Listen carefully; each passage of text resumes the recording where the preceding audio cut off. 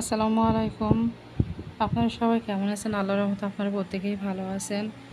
আমি প্রায় ২ মাস কোনো ভিডিও করতে পারিনি, কারণ অসুস্থতার জন্য আমি দেশের বাইরে ছিলাম, যে কারণে কোনো ভিডিও আপলোড করতে পারিনি। আপনারা সবাই দোয়া করবেন যেন আমি সুস্থ থেকে প্রতিদিন ভিডিওটা আপলোড করতে পারি।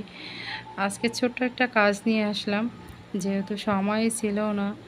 আর আমি বরাবরই কাজগুলো ছোটোর ভিতরে কমপ্লিট করার চেষ্টা করি, এটা মাথায় রেখে যাতে ছোট ছোট কাজ দিয়ে মানুষ অল্প সময়ের ভিতরে কাজগুলো কমপ্লিট করতে পারে। এই ধরনের কাজ আপনি বোরকা, শাড়ি, ওড়না, থ্রি পিস, কামিজ, ফতুয়া সব কিছুতেই কাজ করতে পারবেন।